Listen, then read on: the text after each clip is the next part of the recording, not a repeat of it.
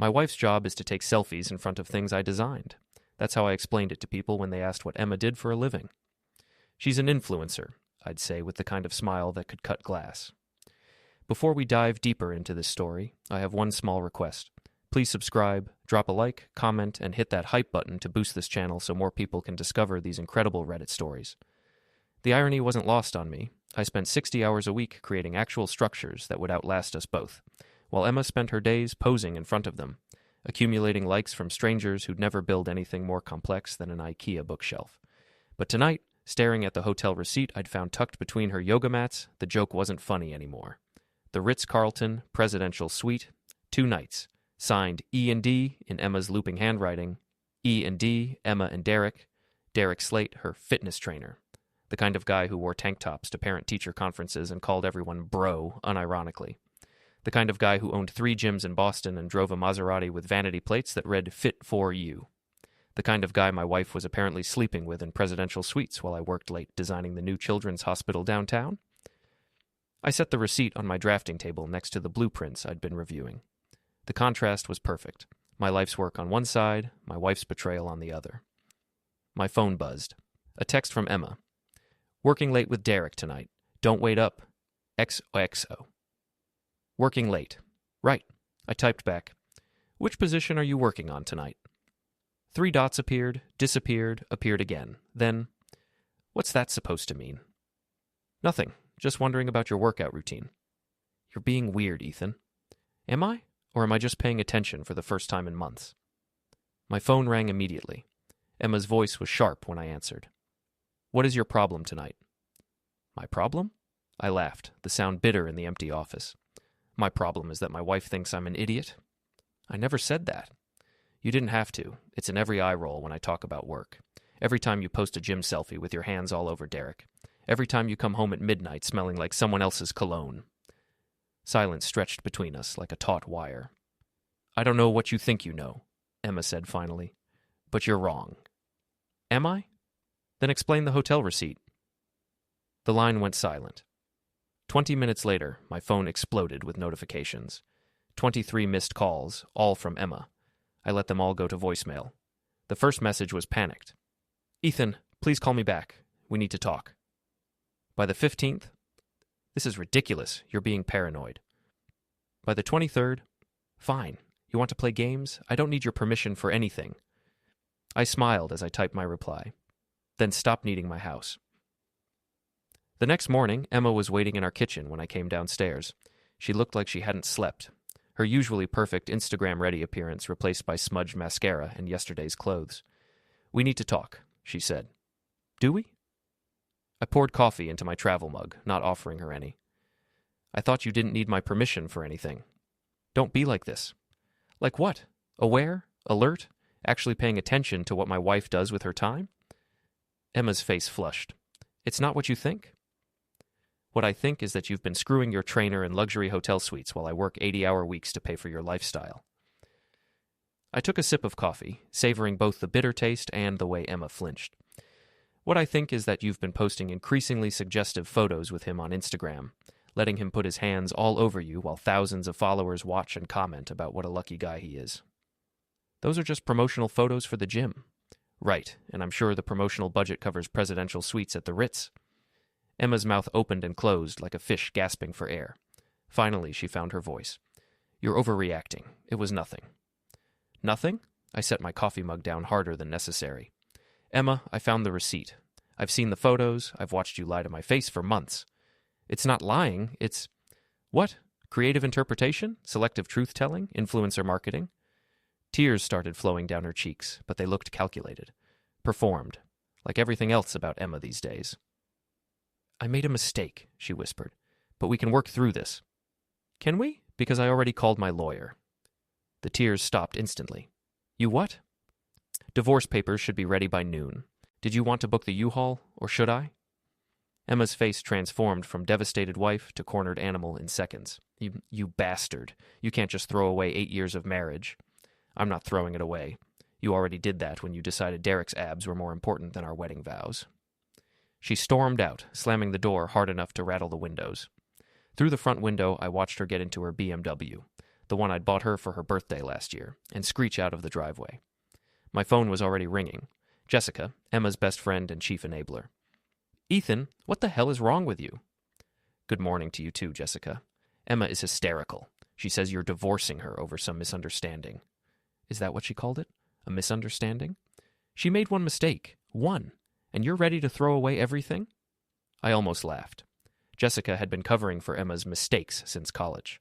She was the one who provided alibis, who helped craft Emma's social media persona, who whispered in her ear that she deserved better than a boring architect husband. "Jessica, let me ask you something. When Emma was in that hotel suite with Derek, where did she tell you she was?" "Silence." "That's what I thought. You knew. You all knew." "Ethan, please. Tell Emma she has until Friday to get her things. After that, the locks get changed." I hung up and blocked Jessica's number. That evening, I was working late at the office when my phone buzzed with a security alert from our home system. Someone was in the driveway. I opened the app and watched Derek's ridiculous Maserati pull up to my house. He got out, looked directly at the security camera, and waved. Actually waved like we were old friends. Then he walked up to my front door and rang the bell. I called Emma. She answered on the first ring. "Your boyfriend is at my house." "He's not my boyfriend." "Then what is he?" He's standing on my front porch right now, Emma. What am I supposed to do with that information?" "Just ignore him. He'll leave." But Derek didn't leave. He stood there for 10 minutes, occasionally looking up at the camera and smiling. Finally, he pulled out his phone and typed something. My phone buzzed with a text from an unknown number. "Nice house, bro. Must be nice having a wife who knows how to appreciate a real man." I screenshotted the message and forwarded it to my lawyer. Then I started planning. Emma always said I was too methodical, too careful, too boring. She was right about the methodical part. When you design buildings for a living, you learn to think in systems, in sequences, in cause and effect. So when I decided to destroy my cheating wife and her muscle-bound boyfriend, I approached it like any other architectural project, with careful planning, precise execution, and attention to detail. Phase 1 was public humiliation. Our brownstone had a smart home system I'd installed myself, cameras, automated lighting, climate control, and a projector system for movie nights. Emma loved showing off the tech features to her Instagram followers. She was about to love it a lot less. I spent Tuesday night writing code, something I hadn't done since college but remembered well enough. By Wednesday morning, I had everything I needed. Emma was hosting a live Instagram session that evening, showing off our house to her followers while promoting some skincare brand. She'd done it dozens of times before, always without asking me first. "This is my beautiful home," she cooed into her phone camera, walking through our living room. "My husband designed it himself. He's so talented." 12,000 people were watching live. Perfect. I activated the system from my office across town. Every screen in the house, the smart TV, the tablet in the kitchen, even the digital thermostat, lit up simultaneously with a slideshow I'd prepared. Screenshots of Emma's text conversations with Derek, photos they'd taken together in that hotel room, clearly not discussing fitness routines. Bank statements showing Emma had been using our joint account to pay for their dates. The comments on Emma's live stream exploded. "OMG, is that real? Your husband is savage. Derek Slate is such a sleaze. Emma's getting exposed." Emma's face went white as she realized what was happening. She tried to end the live stream, but I'd locked her out of the home network. The slideshow kept playing on every screen while thousands of people watched her melt down in real time. "Turn it off!" she screamed at the cameras as if they could hear her. "Turn it off!" But the best part was still coming. The final slide was a simple message in 72-point font. Emma Hayes is a cheating liar. Her trainer Derek Slate is a homewrecker. They deserve each other. The live stream finally ended when Emma threw her phone across the room, but it was too late. Screen recordings were already spreading across social media. Emma Exposed was trending within an hour. By Thursday morning, 3 of Emma's sponsors had dropped her. By Friday, Derek's gym was getting 1-star reviews on every platform. I was just getting started. Saturday afternoon, I drove to Derek's gym.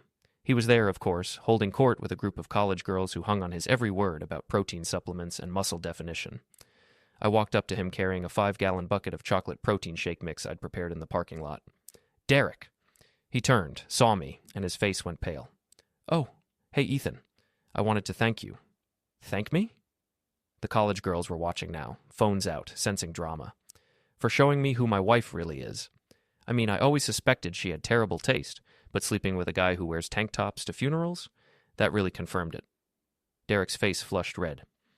Look, man, I don't want any trouble. Trouble? No trouble at all. I just brought you a little gift.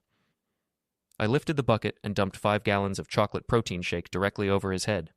The thick, gooey mixture coated his hair, his face, his ridiculous tank top. It dripped onto his pristine white sneakers and pooled on the gym floor around his feet.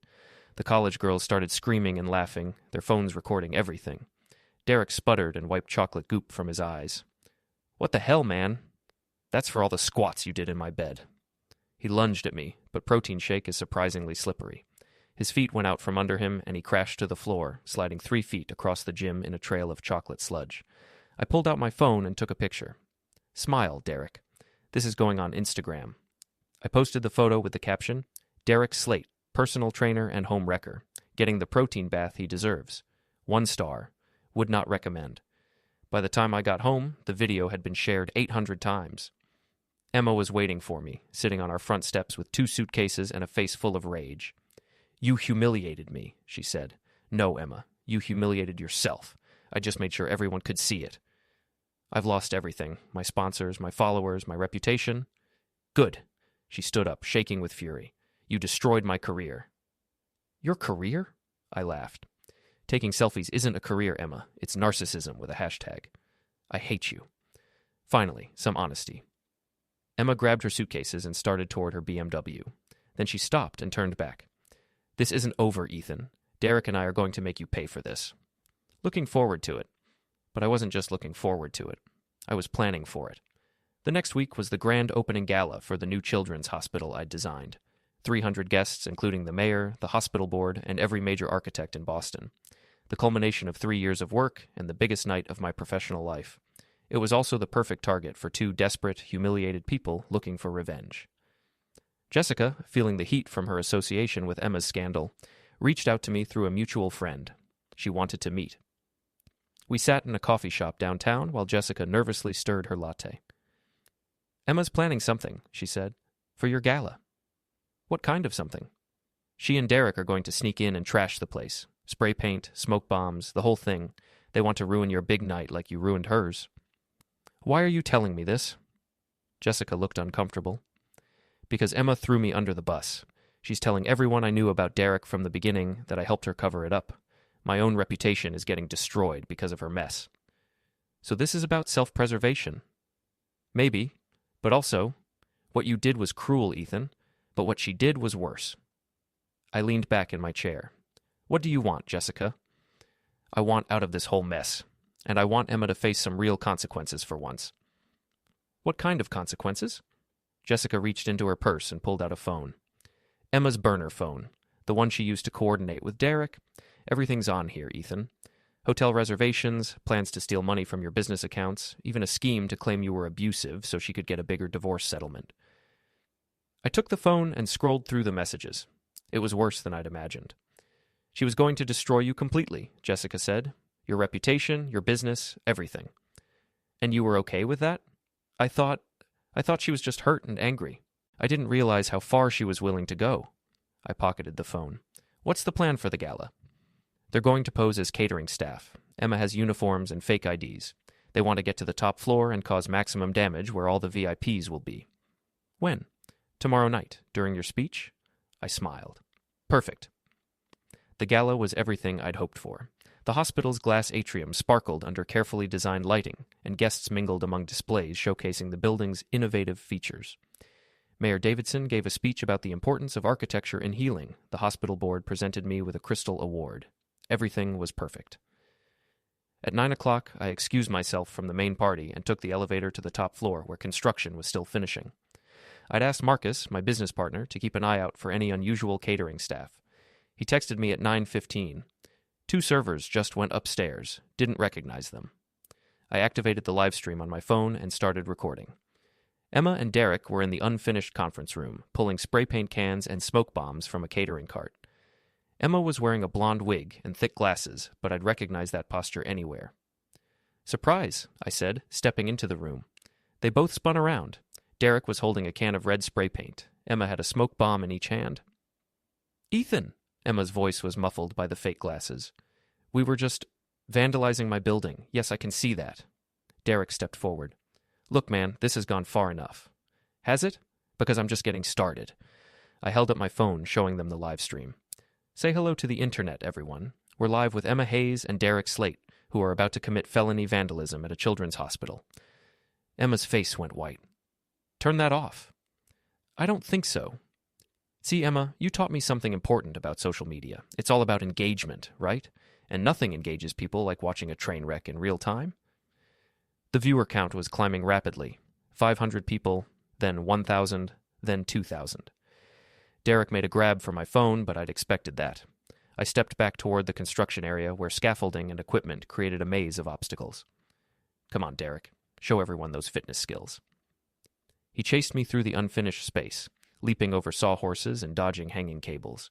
But I knew this building better than anyone. I'd designed every inch of it. I led him to the edge of the building, where a temporary safety barrier was all that stood between us and a 10-story drop. Derek cornered me against the barrier, breathing hard. Nowhere to run now, architect boy. You're right, I said, but I'm not the one who needs to run. I held up Emma's burner phone. Tell me, Derek, do you know about Emma's plan to frame me for domestic abuse, or her scheme to steal money from my business accounts? Derek's face went blank.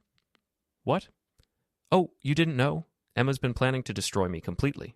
Not just the divorce, but criminal charges, bankruptcy, the works. She was going to throw you under the bus, too, once she got what she wanted. I started reading from the phone. Text from Emma to Jessica. Once I get Ethan's money, I can dump Derek and find someone with actual class. Derek turned to look at Emma, who was standing frozen in the doorway. Is that true? He asked.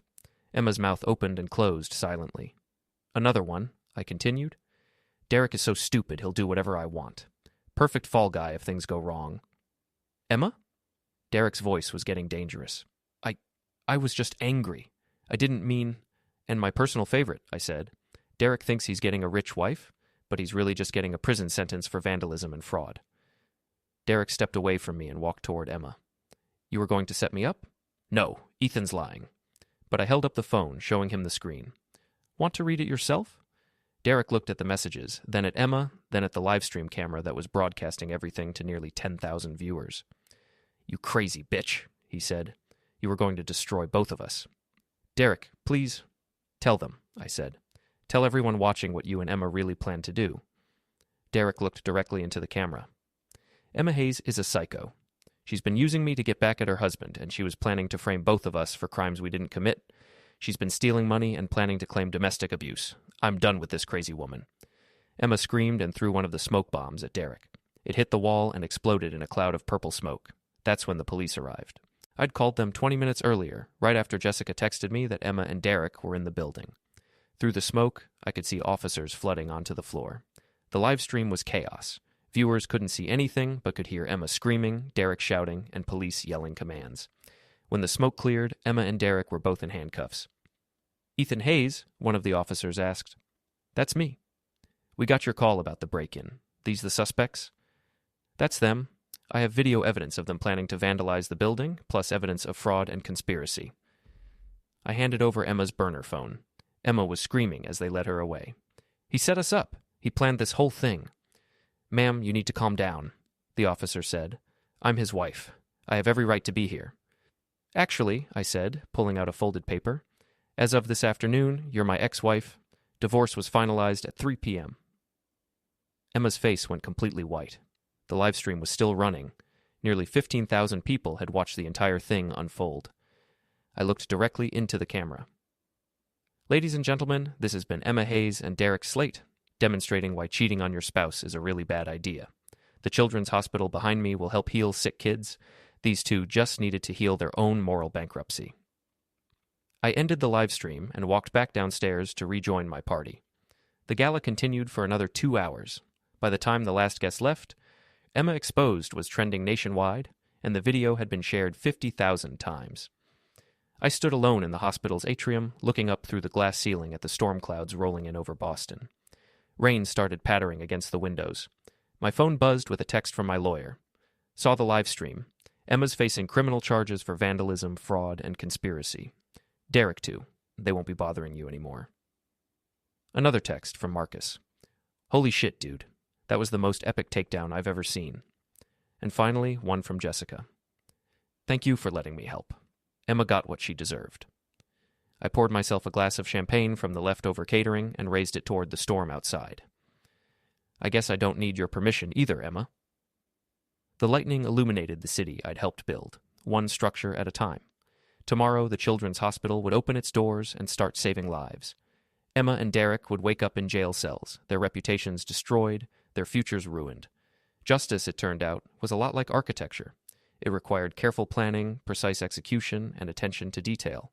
And sometimes it required a very public demolition,